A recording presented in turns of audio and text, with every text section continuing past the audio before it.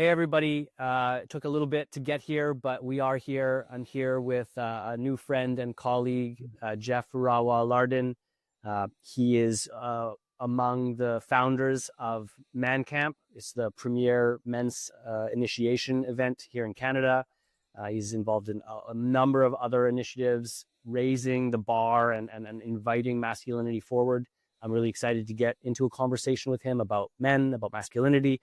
And of course, as this is the RQ podcast, we're going to talk about relationships. So first, Geoff, thanks for being here.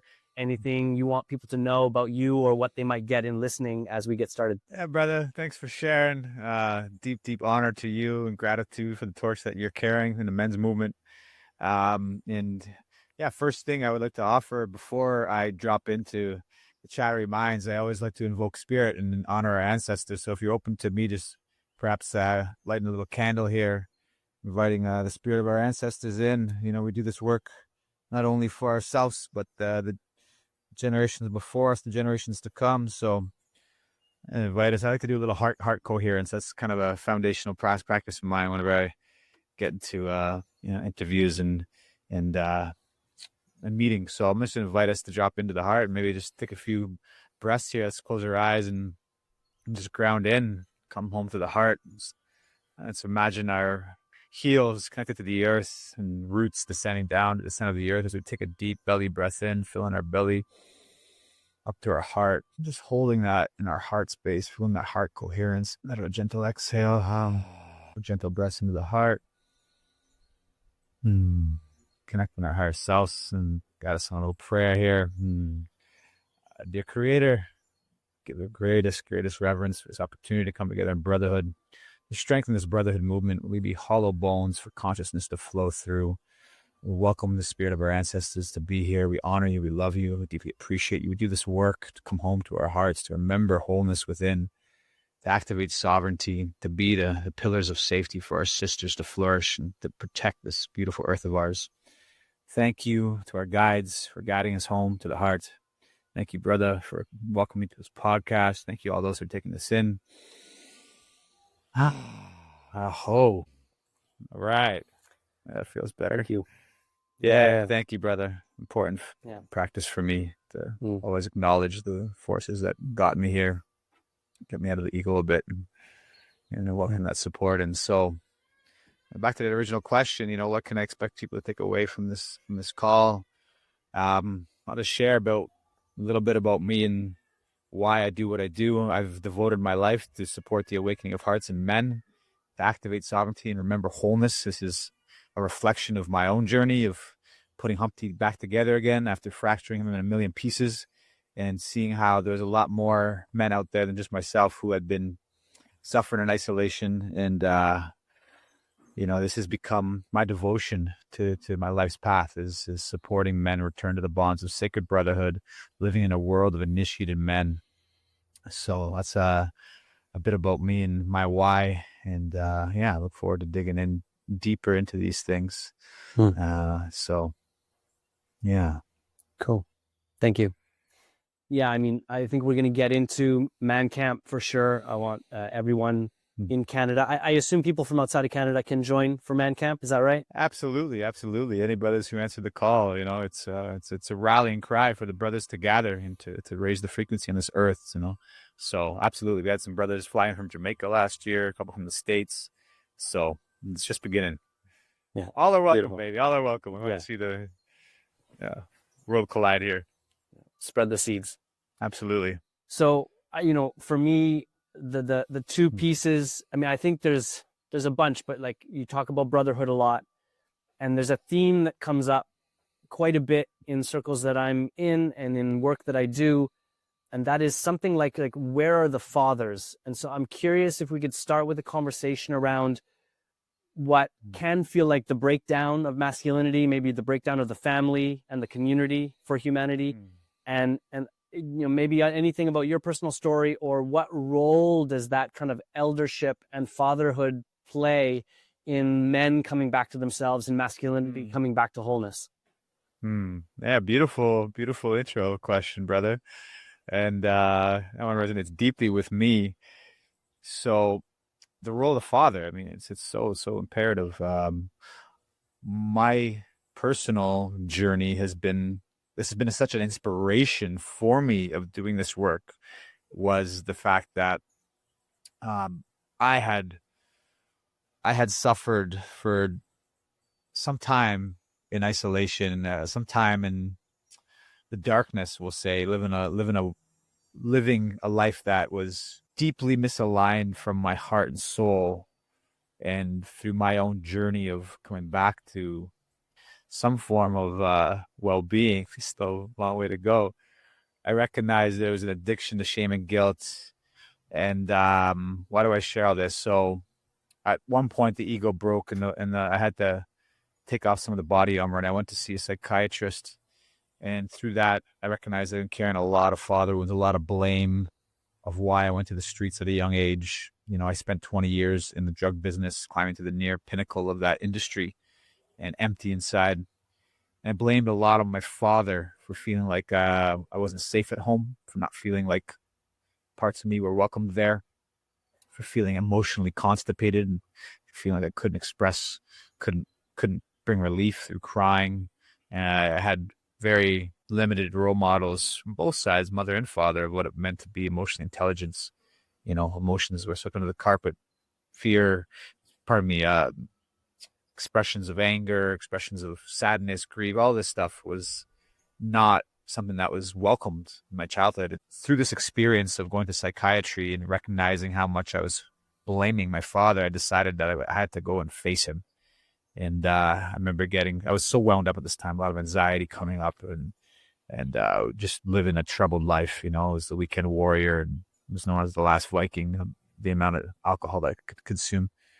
So I was having, I remember going to the front porch, my parents' house, and had all this energy welling up, and so many years of pent up energy with my father, and just deep breathing, trying to regulate. And anyhow, long story short, I walked in and made my way up to his lair at the time. And when I hit the second floor landing, going up to the third floor, the levee broke, and I was just crying profusely.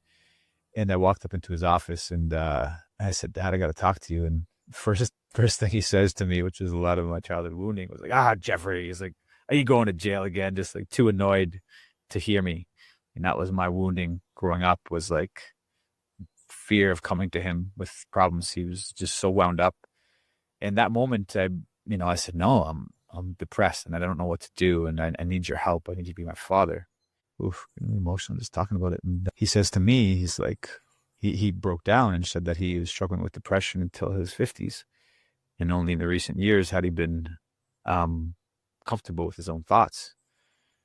And shared some of his childhood traumas of, like, he had a father that was a war hero and landed a plane, and this co-pilot was shot, and just how his parents would fight incessantly when he was a child. And when he was like 5 or 6, his mother said to him, "If it wasn't for you, I'd be gone." So she placed all that burden of the fighting in the home onto my father. And he felt the need to walk on eggshells from there, and the fear of inciting a riot. And his dog and nature became his best friends, which was humbling to recognize how that same thought energy came through pretty recently, to be honest, at my family gathering, where I felt more comfortable in the bush with my dog than I did with my immediate family. As much work have I done, there's still old patterns of fear there, or in instability, not feeling safe.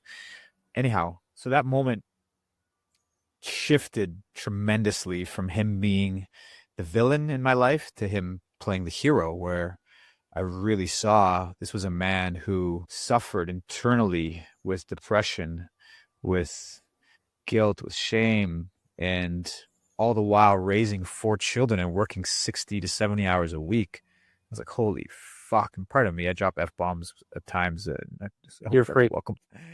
I just recognized, I understood at that moment, it all became crystal clear why he was so on edge growing up, why I couldn't get a word at the dinner table, why I felt like just this energy that he gave off of just like, yeah, it was a fearful place for a child to be in his energy field.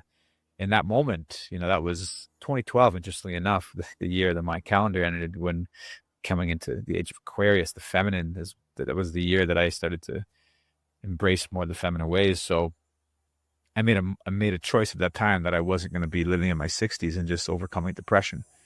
And that was some initial stepping stones of, getting the support and taking responsibility for my life.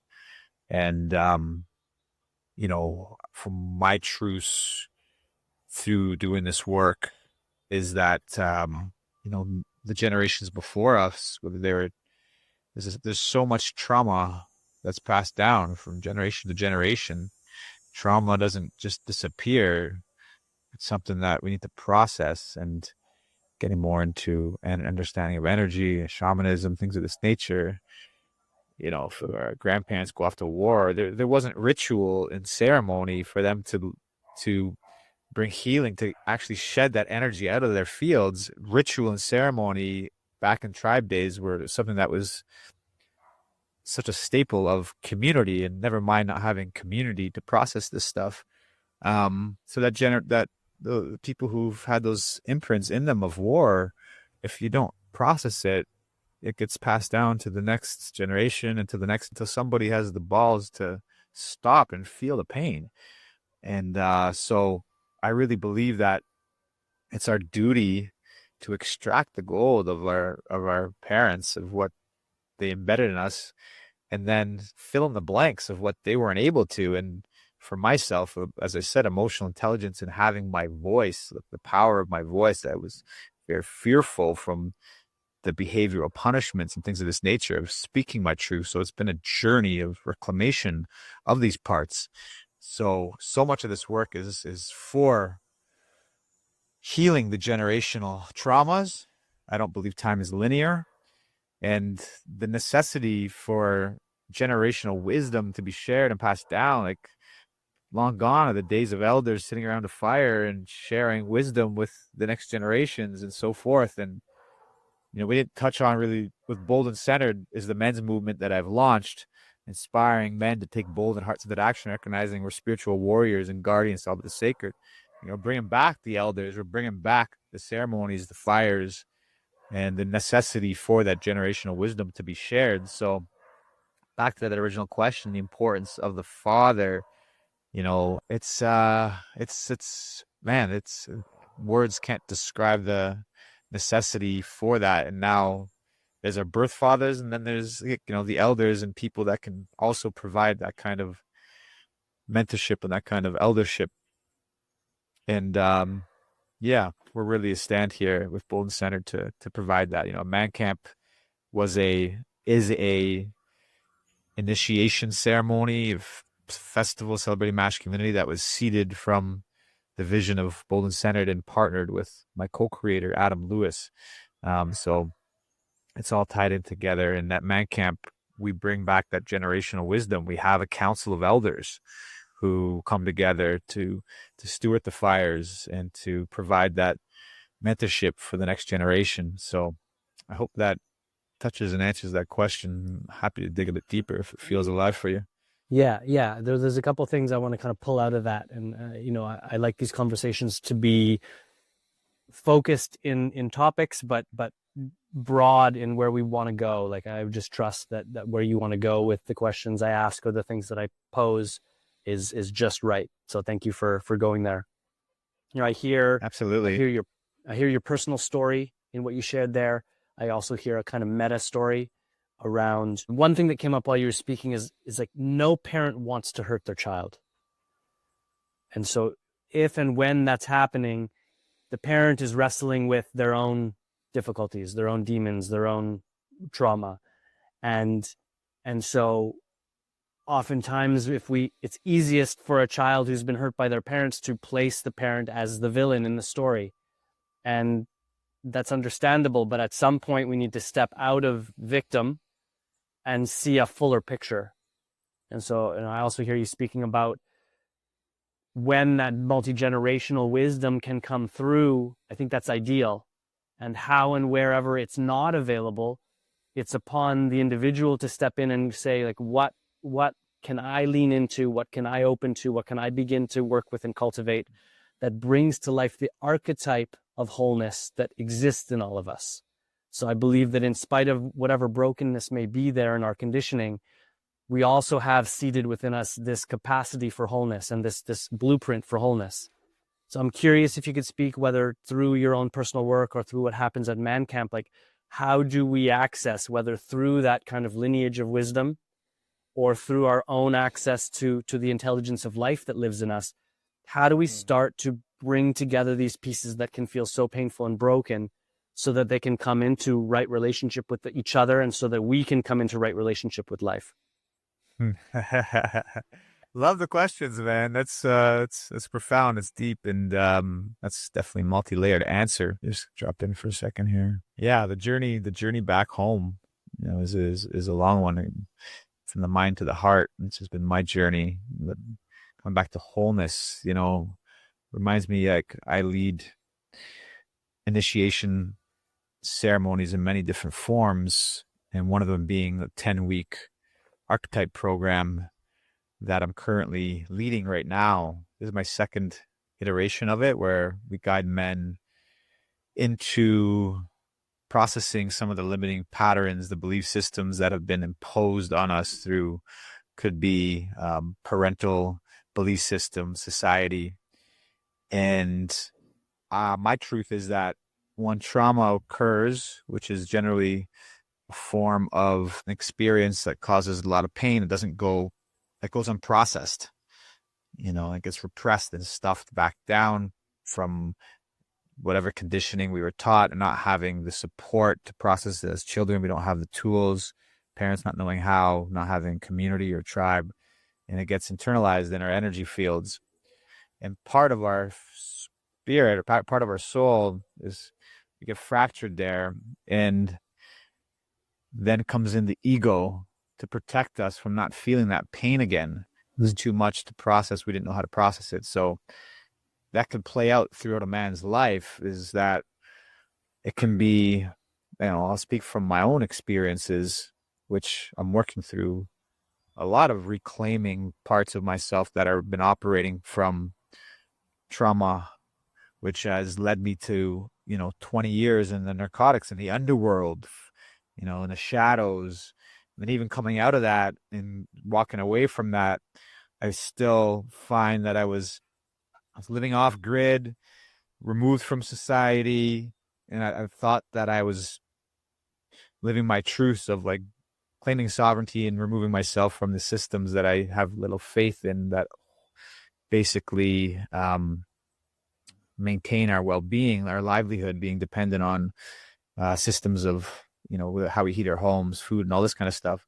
But I realized that was all part of me hiding as well, too. There was a deep fear of allowing myself to be seen. There was trauma, that vulnerability was dangerous. Expressing grief, the years it took me to access grief, to access tears, because I had to go and fracture Humpty deeply, which was 20 years of repressing with, averaging 100, 200 drinks a week. And it's just, you're numbing out for so long. And then, the conscious mind wants to then, okay, I'm ready to, like, feel again, feel all of life. So the traumas in the programming that I took on was, it's dangerous to feel. And it's dangerous to express your feelings and your emotions, right? And this is something that led to so many destructive behaviors, and it led me to having a shield up for how close I could allow people in.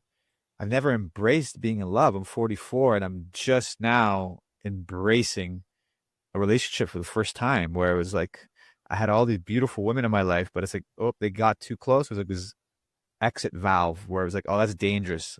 You can't allow people to see those wounds. So I had a lot of fracturing, right? So how to bring those pieces back home, how to come back to wholeness when there's parts of our being that are rooted and fractured from traumas. There's many layers and levels to that, and so many different modalities. We're very blessed to live in a time now where so much advanced healing modalities, technologies that support coming back to wholeness, whether it be, there's all sorts, Reiki, there's acupuncture, there's, emotion code, so many different ways to go about it. Now, for myself, there's so many layers to it, but one of them being like I'm very rooted in ceremony and ritual. So I hold sacred fires quite often. I'm a big believer of getting into the body. Men don't get to the root cause of traumas or pain by mentally thinking and talking about it. You have to actually access it somatically. So whether it be, shaking, roaring, and having a balance of like the emotional expression, the talk therapy. So like currently in the men's container that I'm leading, there's a lot of acknowledgement of the impact of the father wound. And it's quite a common thread for a lot of men to struggle with guilt and shame, which to me is a lot of imposition from behavioral punishments. My truths are that some of the controllers of institutional religions, it's embedded in a lot of Christianity to express guilt, shame, whether it's your natural expression of sexual energies, things of this nature, where it's just like, God will punish you for all of these different sins. And that shit gets embedded inside of the energy field. So, there's many different ways to reclaim these parts, and it's a balance. So right now, if I've guided the men on writing a letter to your father, expressing what was it like to be your son, expressing all the things that you wish that he had taught you, expressing what moments impacted you and how they still play out in your life. And really, once you bring the conscious attention to something, it automatically shifts. And then after you get that out and really witness and share and express and allow the energy that has been stored, I know for myself, for so long, so much pent up energy with the father, that, allowing it to have its voice. Grief is a superpower. To grieve life is to give the most exalted care for life. When we truly grieve it, we got to grieve the old parts of ourselves that have been operating our operating system. So we've guided the men to write a letter, and then also after you get out, what was it like to be your son in those experiences that were challenging, what belief systems you took on, and then it's like offering him the compassion and understanding of where he came from. Can you tap into that part of compassion? And I understand if you were raised by a man who went to war, like for myself, and knowing his story, it's like it all makes sense, and it's just love and compassion. It's like I hear you and I feel you, and I just want you to know that there's just so much gratitude for the journey that you've had to travel. And then it's stating with decrees powerfully, like, and now I decree I'm a fully active and sovereign being. I have the full authority to express my emotions, to be that wild man, to allow my sexual energy to be in a healthy expression where this is a natural part. So it's making these decrees, and then for me invoking the spirit of the fire. I might take that letter and I might burn it and witness those parts of me that I'm dissolving, go into the fire, work with the waters and the elements of washing myself, and then having a decree that I read every day at my altar of claiming who I am in this world. That's one tool in the toolbox that I think you got to have many in this day and age, whether, going into the cellular, there's our beings are made up of many cells, and there's cellular memory from these traumas as well, right? So I think it's one part of accessing it, allowing the energy to move through grief, through sadness and tears. But if you're not actively creating your life, creating your own stories moving forwards, the former neural pathways are just going to go to the most familiar route that's been taken. I know for myself, I was digging a trench for years of like beating myself with shame and guilt and depression. And it's taken a long time to recalibrate those roots of like, those thought forms, right? So it's repatterning the internal dialogue, repatterning it. And, there's meeting life in a form of gratitude daily, of recognizing that the universe is a co-creative experience, and just the humility to drop in, to like not take life for granted. I had to stop and do 3 months of solitude in this cabin. I was addicted to the doing. I have a very yang personality. I spent 20 years every single night of the week out, and never spent a single night with myself. I was a reflection, one, of my personality of being a Leo and a super loving my community and friends. And then the shadow of like, I averted my feelings like the plague. So 3 months in solitude, fuck that. What a game changer of just like not having access to running water, no electricity, like the shit that I took for granted. Just have water on demand, never mind hot water on demand. Like it's just even how, and I was in this story of I needed to figure out, do it all alone, which is my old lone wolf. Like I got to figure out how to skin a sheep, roast a goat, grow vegetables, heat my home.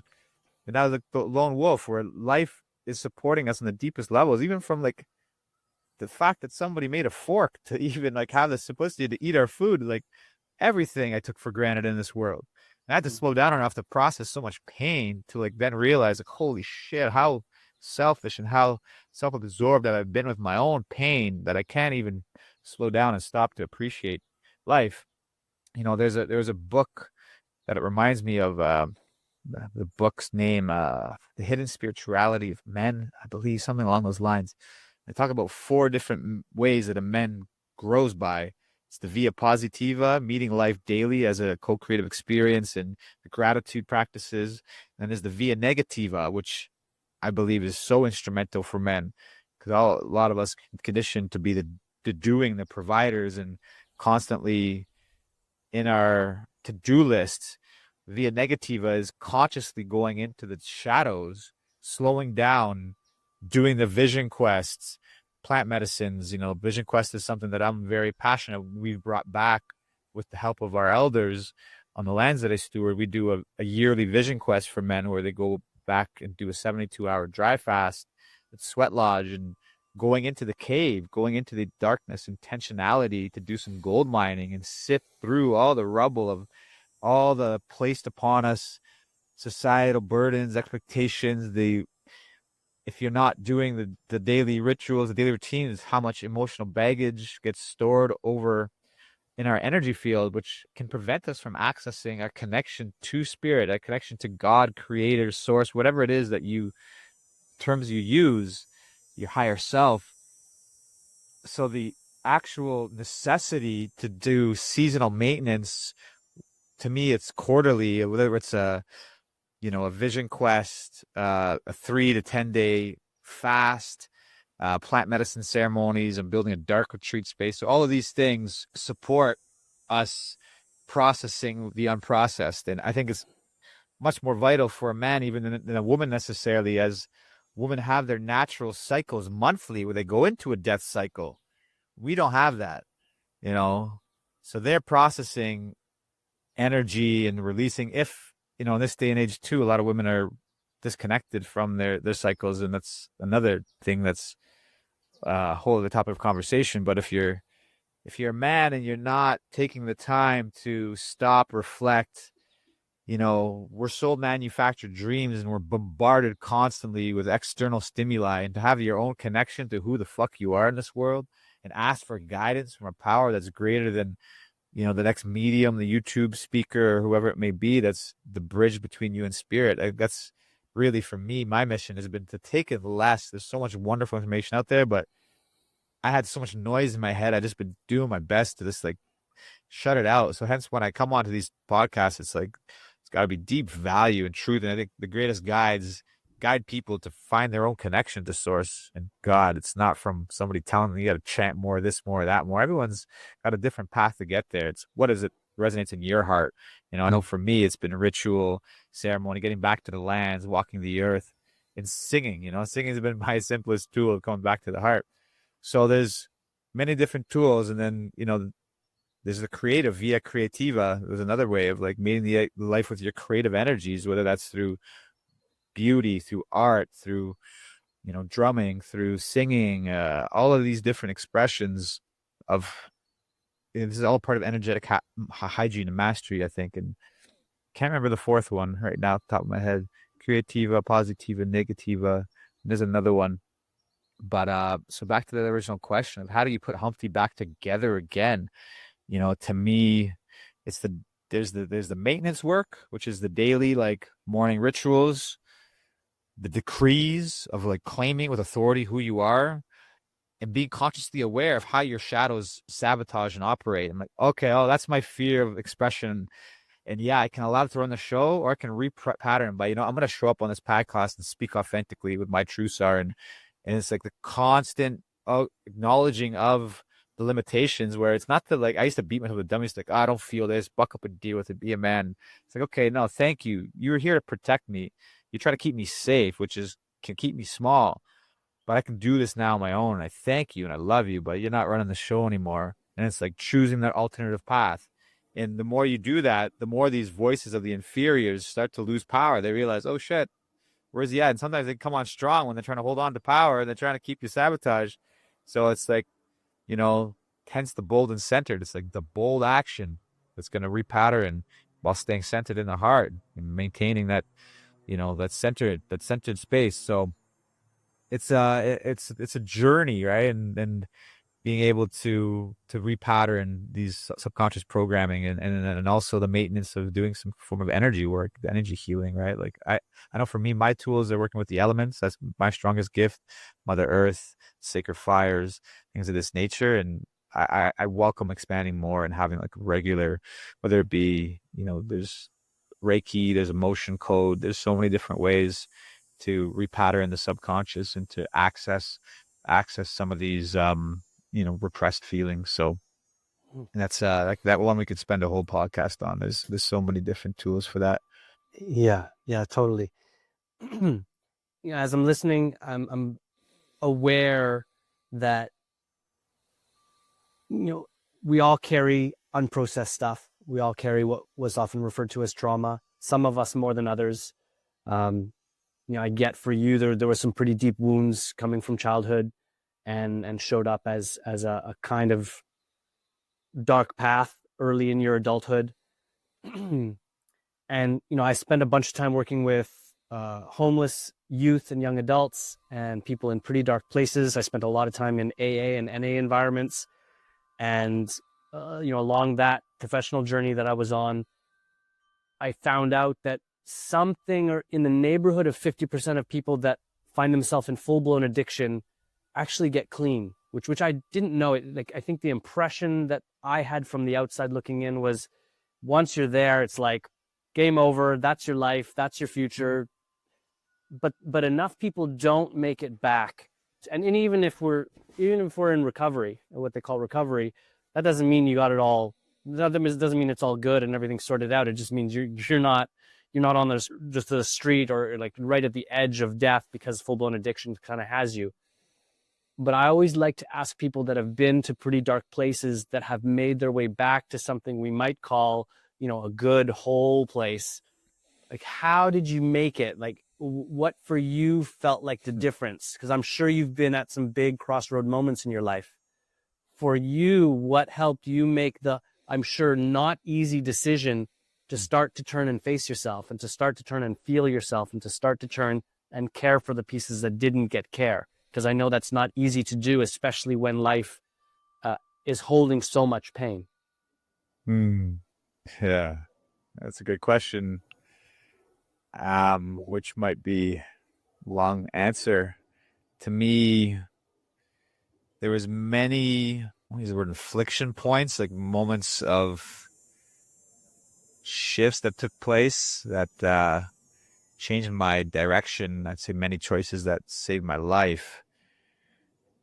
Spirit really being the guiding force that came in and said enough of this debauchery, and certain events taking place that really shifted my trajectory. As I said, the initial taking responsibility, psychiatry, which led me to Vipassana meditation. The height of my debauchery, I went and sat in 10 days in silence and realized, holy shit, I can be with myself. Even, as I said, 20 years of every night being out. And that was like shifts, right? And I was living this double life where still a weekend warrior, still in the narcotics business, but I started getting into more philanthropic work. I was working with marginalized youth. I was working with kids. I was giving meaning. I finally discovered some meaning, which was like starting to share my story and then give back. And I was in this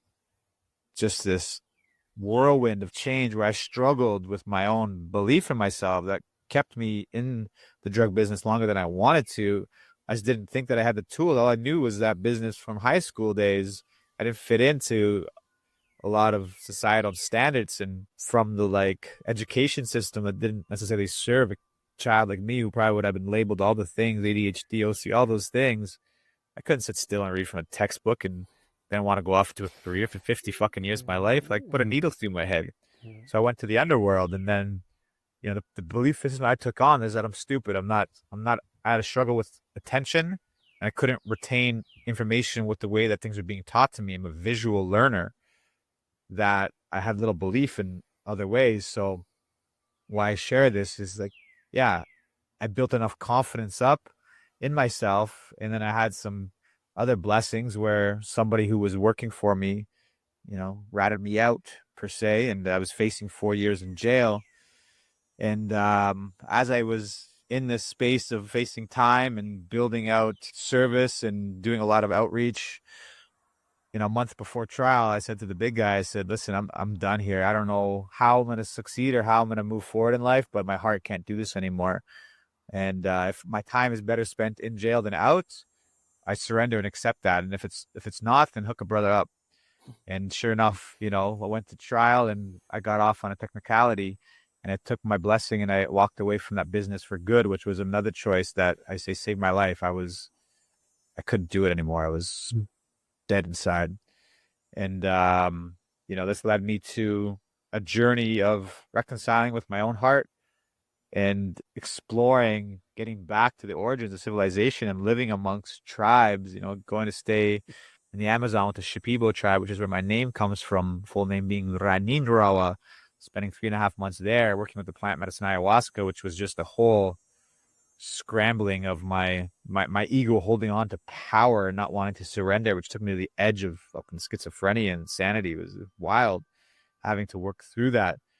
Spent 5 months in the Andes working with the Queros, and had the honor of sitting in ceremony with the Cogimamos of Colombia, these wisdom keepers. And then I spent 8 months in Kenya and happily quarantined there for a few months, living in huts made of cow shit as the world collapsed as we know it. So this is all this, you know, when you zoom out, and it's just like the wildness of the guiding force that got me to where I needed to get to.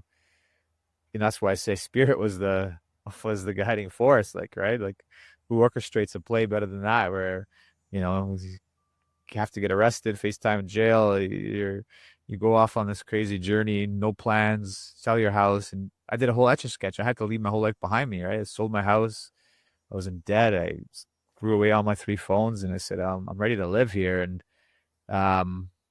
so can't remember the question now and where I was going with all this, but you know, how to come out of those darker days, those days of deep suffering. There's, you know, darkness has its teachings, right? And I think for those who are extremists, there's gold in that, because once you start to go the other way, if you live in the comfort zones and maybe you're using some substances, but it's not derailing you too much, and you're not quite happy, but you're okay in the status quo, like, maybe that's your path and that's okay for you.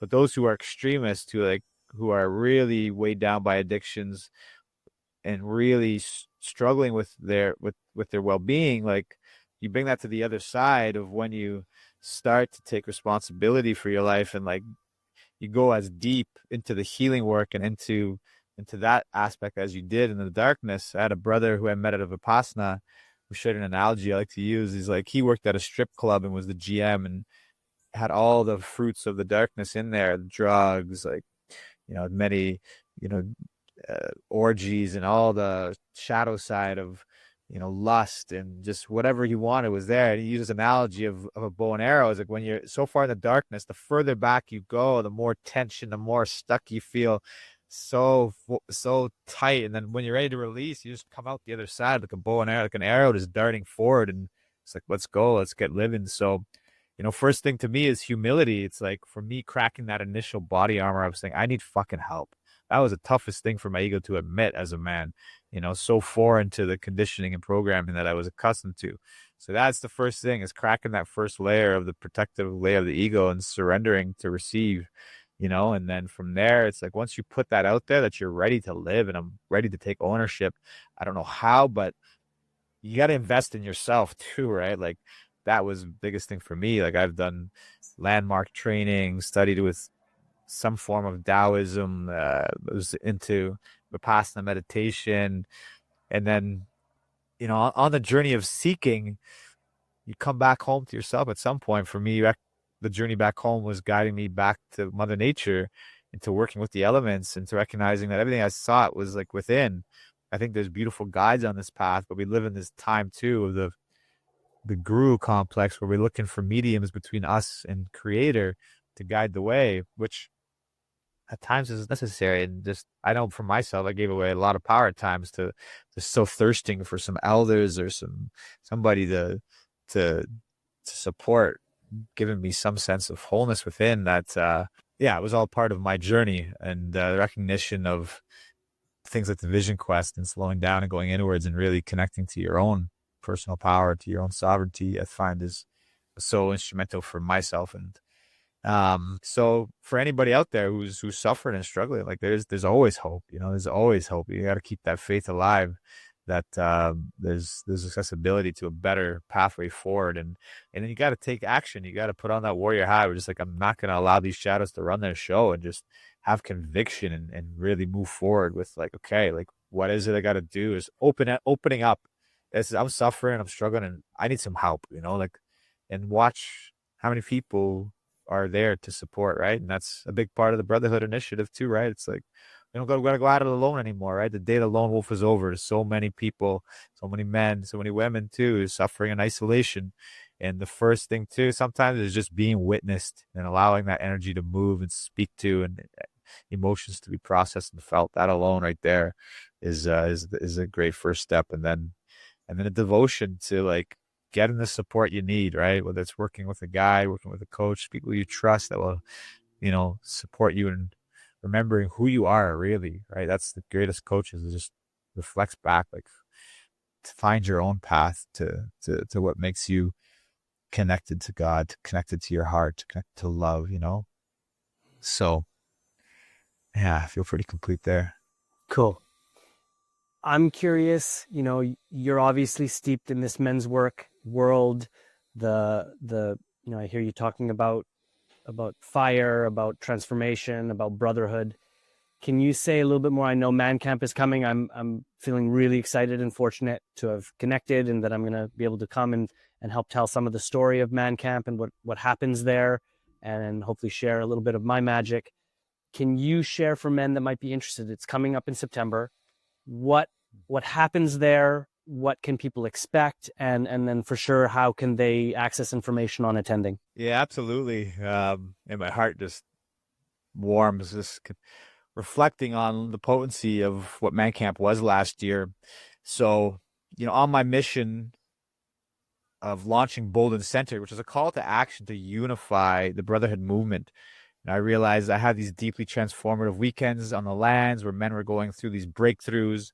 The lasting change is very challenging if you don't have the supportive community. You go back to the four neural pathways. Everybody in your life expects you to show up the same way. And I wanted to build the system of support. And I don't have all the tools in the toolbox to give men what they need. There's relationship coaching, there's emotional things, there's physical prowess, there's all sorts of different areas of support needed. And I thought to myself, you know what? Like, I want to provide that for all the men who are coming through here. Let's call to action the unification of the Brotherhood movement. And that's what Bold and Centered is. So on this journey of doing that, I started to connect with leaders in the space. The vision, or the download, upload came from creator that it's time to launch a Celebration of Masculinity festival. I said, all right, let's do it. And, I don't wait for the puzzle pieces to be in place before taking action, which is a strength and an Achilles heel at times. But I got into action. I started to enroll some close brothers into this movement. I shared with them we're launching a festival, and I love my crew because none of them questioned it. They're like, okay, yep, we're doing it. Like, we had no rhyme or reason of pulling it off. Like, maybe we had a 12-person gathering, but spirit answered the call, and I got on my mission of connecting with the leaders, which led me to connecting with my soul brother Adam Lewis. And I shared with him this vision, and he's like, yeah, I got the same vision, and I got 100+ acre farm to do it at. I'm like, okay, thank you. Went to see him. I had my deal breakers, clean spirited, no substances. And as soon as I walk in, I see the staff. It's a flute. And it's the same staff that my elder has. And I was like, okay, this is in alignment here. You know, we got the wheels in motion, and not knowing how the pieces of the puzzle were coming together, we started to recruit. You know, bold and centered part of our offering is bringing a sacred fire to festivals and gatherings. So last year we had a pretty, what's the word I want to give it? Pretty full schedule of sacred fires where we brought it to 4 or 5 festivals, and ManCamp being the icing on the cake, the icing on top. So the intention was to promote ManCamp at all of these festivals, recruit people into the Bold and Centered movement. And I drove it super hard. You know, Adam had his zone of genius. I had mine. Mine was more the front end warrior, connecting with the people. You know, a week before it started, we were at 60 ticket sales, and our prayer was for 150. And leading up to it, we didn't know how successful it would be. We just trusted, and sure enough, the day of, 150 on the dot. It's just wild. What year was that? Yeah, it was last summer. This is 2024. Amazing. So, you know, prayers were just answered. It was one big walking prayer, right? This is what it was. Like, I put so many seeds of prayer into the earth for this. We had a handful of elders come out to anchor the space. I brought down my teepee. We had a sacred fire. So a sacred fire is something that opens the sacred space and stays lit for the entire duration of a gathering. And, you know, it was that to me was so much of me too, like coming out of my shadows and saying, okay, like I'm ready to let my light shine. And the challenge of, you know, holding a container that size and being the leader of it, co-leading it, I found myself in new expansive areas that I hadn't found myself before. You know, 150 men who were all doing the inner work, and man, it was beautiful. So, you know, it was just so rich. Like, I can't begin to tell you the impacts of that weekend. We had an opening sacred fire. You know, a brother of mine we had 150 man drum circle, just drumming and praying for the ancestors and raising the collective frequency and vibration. You know, we really, to me, Bold and Centered is rooted in the art of walking in prayer.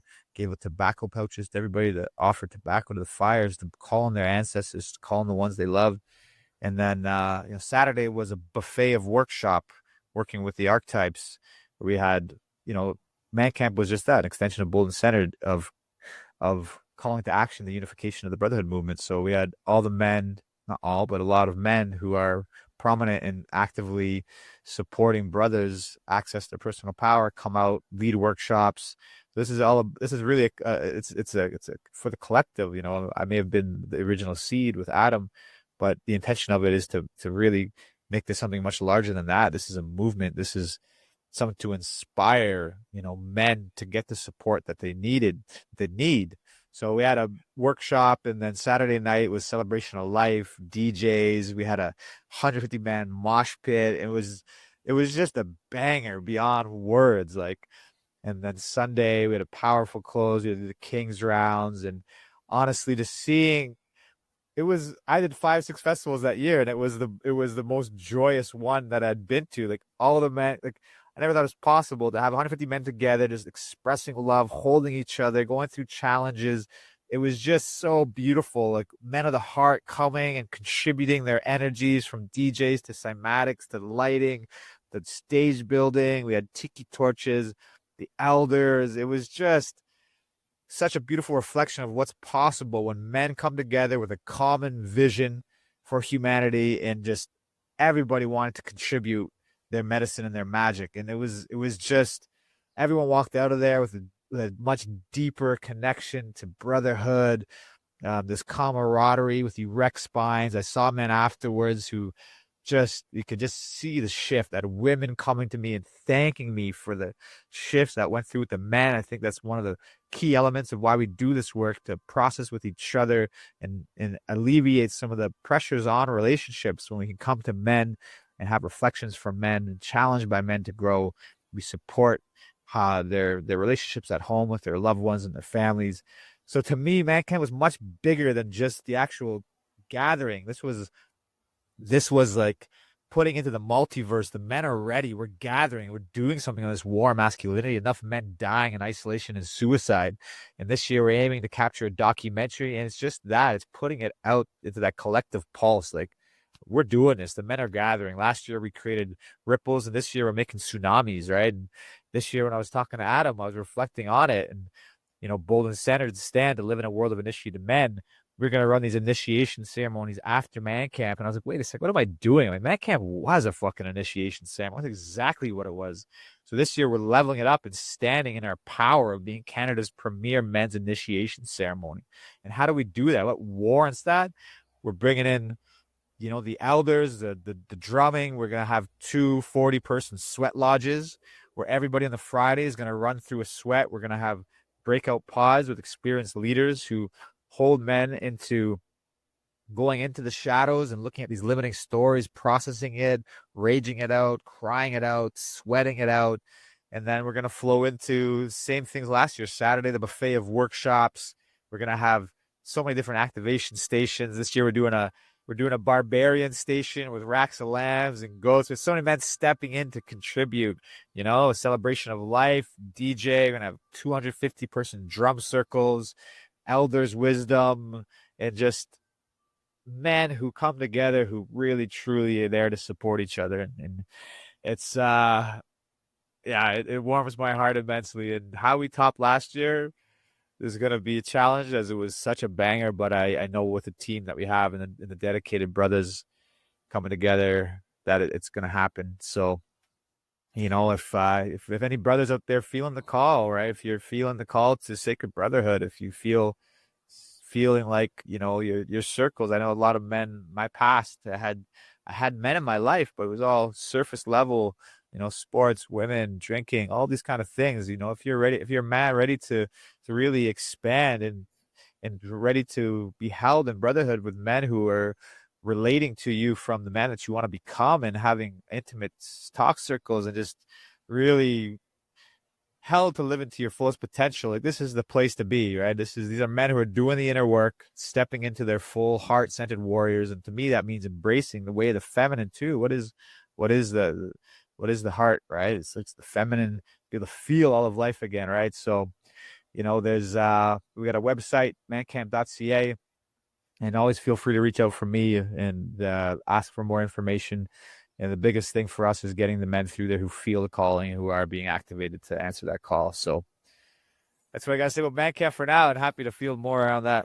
Yeah, man. Yeah, I feel appreciative that I reached out and that you guys responded, and that I'll be joining you guys this year. I feel super excited about that, both from what I can create from the kind of content video side, but also just to really be there as a full participant and to be able to offer some of my communication relationship work.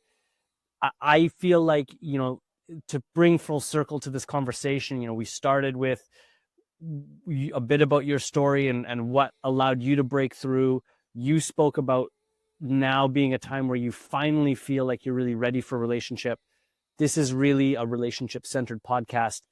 What do you feel like, you know, you talked about women feeling appreciative about what the men are bringing home from their experience there. What do you feel like ManCamp and this brotherhood movement is providing for men, and what can they now bring to their relationships, to other men, to women, to their community that is so needed and that's so valuable to humanity right now? Question. First thing that comes to mind is community.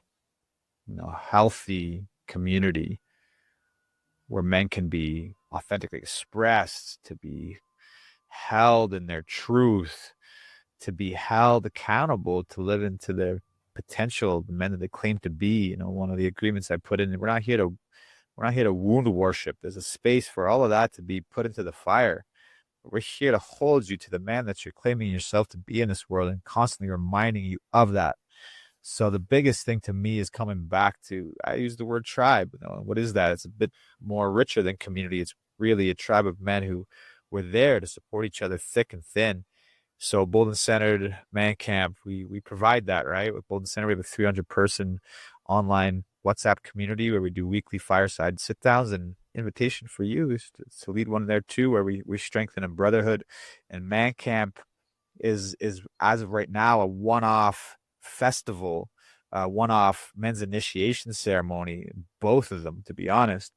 And through that experience, you'll gain so much value of just knowing that you're part of a wolf pack and no longer going, if you are still suffering, and with the lone wolf mentality, which I think is something that all of us are transcending in different layers at different times. I still work through it tremendously, even though I've sat in 50 men's circles, to be able to be supported, to ask for help, to receive it.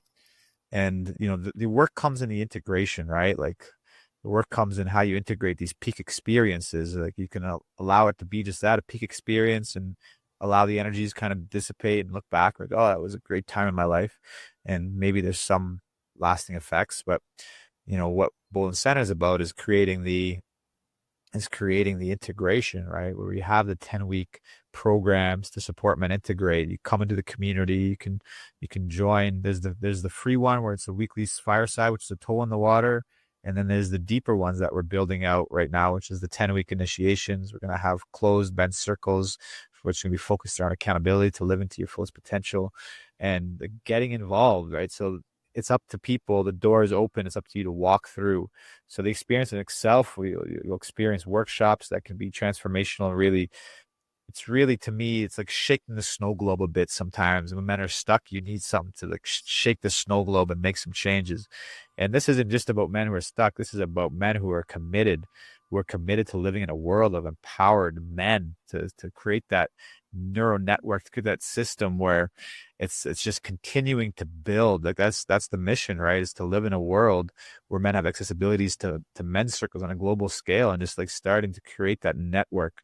So this is about men who are committed to the Brotherhood movement and raising the planetary frequency for us to drum and to pray with the full conviction of our hearts for the well-being of this planet. This is what's needed more than ever at this time, is men who give a fuck and who are taking action towards making this world a better place. So I get real animated when I speak about these things. Is there anything else there that you had asked I didn't touch upon? Yeah, I mean, you touched on it right off the bat, and I think I would love to hear just a little bit more from you around. Well, yeah. Well, to me, again, it's like there's something special that happens when men come together that can't happen unless it's just men coming together. Like, there's something about the Brotherhood and the container of masculinity that is its own crucible and holds its own purpose in us as men and as a part of a broader community, just like women coming together. It's its own container where things can happen there that can't happen when we have these mixed groups. And those separated groups are meant to allow us to bring things back to the whole, to bring things back to the communal. What else can you say about what men are bringing back to the whole that is so nourishing to the whole? And maybe talk specifically, what about men that are experiencing these circles and these brotherhoods? What are they able to bring back to their relationships with women that really heals and transforms the relationship between men and women? Absolutely. So, I mean, some of the tools that you acquire from going into this work, whether it be ManCamp or getting involved in men's circles, for one, empowered communication skills, being able to communicate in a way where you're able to speak your needs, be able to clear charges in your space in a conscious, healthy manner, which revolves around taking responsibility, using I statements, things of this nature. And I've seen so many men implement these tools in men's circles in their relationships where they're able to speak to things that previously would have been swept underneath the carpet and be able to create safety in doing so. I think one of the detriments to humanity in Canadians is the people-pleasing tendencies and not wanting to speak. Friction is an opportunity for growth. So that's one thing that's been super empowering in my life, that I had no idea how I can go about healthy conflict and embrace it for change and for growth. That's a super empowering one. And I feel like the impact on relations, as I spoke earlier on, when we're able to trust brothers on deeper levels and come to the circle of council of men and be able to share, to shed, to grieve, to bring that into the fire, to somatically move energy. Oftentimes we can project so much of our own internal stuff onto our partners and loved ones. And the more we have reflections from men who have done the work, men who are healthy reflections, it impacts tremendously the family unit, the relationships with our sisters, with our women in our lives. So these are a few of the low bearing fruits that come from sitting in council with brothers. Accountability. I know for myself, if I give my word to myself, I can let myself off the hook pretty easy. If I give myself and I'm witnessed by the brothers in my circle, and I have to come back and share with them if I'm out of accountability and why, that conviction, that word is actually there's spiritual law that when witnessed, there's contract for a reason. When we're witnessed, it strengthens that commitment that we're making to our dreams and our life's path, right? That's, to me, the key ingredient to men's circles is accountability. If you're not creating accountability systems, you're only doing a certain level of depth in the work. So what else? Like, this is, being physically, mentally, emotionally, spiritually filled, right? Well, community is the strongest glue in this space where, no longer being stuck with processing things on your own and being able to come to your brotherhood. There's ripple effects that are just tremendous in so many different areas of our life. I'm big on maintaining a healthy physical prowess, right? And a base level of physicality, which when in men's circles, we have accountability systems to attaining that, right? So we need each other to sharpen each other's swords. And this is what it is. We're constantly rising and constantly leveling up and constantly welcoming the challenges from men to rise. And then with that too, right? Like coming back to the circle with our sisters in ways that we're much more responsible for how we process our own emotions, our own stuff. We don't need to burden our relationships with things that we could process on our own. It creates such a deeper trust in our women when they see us doing this internal work where we can allow the feminine, the wildness, we create more containment for life that comes at us, whether it be with our partners, we're having a challenge, whether it be at work, whether it be just the day-to-day obstacles that we face. We have the ability to hold more. And when we have that support system, we know how to deal with the bombardment of energies coming at us, whether it's projections and pain and all of that stuff. We learn to have healthy boundaries of what it is that is ours and is not, and boundaries within relationship, and being able to just, for me, it was such a journey of recognizing, I have needs. First of all, just to acknowledge that I have them, and then to be able to communicate them effectively. This was like such an eye opener. When I first got into this work, we did what's called a needs check-in. Like, what are your needs? And every time it was like, I'm good. And then I was like, holy shit, wait a second. Like, I can have needs? Whoa. I can communicate that effectively and then bring that into my partnerships. Like, it was a game changer. I didn't know anything but codependent relationships, trauma bonds. And I think every partnership, there's a level of that. There's a part of the contract for us to go through. I didn't have any parameter of how to communicate what my needs were. And when I started to, I realized relationships that were not in alignment for me. And it was just as simple as that. Wow. If I had just been able to communicate what my needs and are we compatible with the languages of love? Like, I need physical touch. I'm a man that really values that in time. And it's not a lot of time, but it's quality time. And, partner previous to this couldn't provide that. And it was like, okay, it was so clear. Became so clear. This isn't the partner for you. And then having the ability to open sacred space, which to me is safe space, and just be able to, hey, like, anything can be spoke on here, love. Like, I'm going to really just witness you and your expressions and just feel and hold that and not make it about, I know for me, I still work through it too. Like, the inner child, like, I'm not taking on somebody else's, hurt or their pain or whatever. I can just be a space to witness. And that alone is such a tool for men to implement. And, having shared all of this too, like, it's great. You got to do the men's work. And then the other half of humanity is our women in our lives. And alongside Bolden Center, there's actually a sisterhood movement that's growing too called Power and Grace, where we meet once a month online with the focus on repairing relation between the sexes. We just had a powerful unity gathering on the solstice where we held a prayer circle, drumming. And so this is the work, right? It's merging with our sisters. And so much tools and gifts come out of things like ManCamp, things like getting involved in men's circles to support men just strengthening their own character and their own ability to contain energetics and to be able to hold healthy space for our loved ones. Yeah, I mean, I have a process called The Bridge that's really about men and women finding access again across divides and fractures. So, I mean, we could talk about that some other time, but I would love, if there's kind of room and interest, I would love to bring something that might support that initiative of bringing men and women together. What I was hearing as you were speaking, absolutely. Yeah, cool. What I was hearing as you were speaking was an African proverb. Some of you have heard, some of you have not, but it's just so good, which is, alone we can go fast, together we can go far. And so that's the theme that I've been hearing you speak about, whether we're talking about the men coming together and what men can do together, but also when we get the gold from these gatherings of men and then we can reconnect with women and reconnect with community. It's like, it's really what we can create and build and do together, where we can go together. So I love that that's what you're about. I love being a part of this. It's ManCamp.ca is the website for the event. It's September 18th to the 21st this year.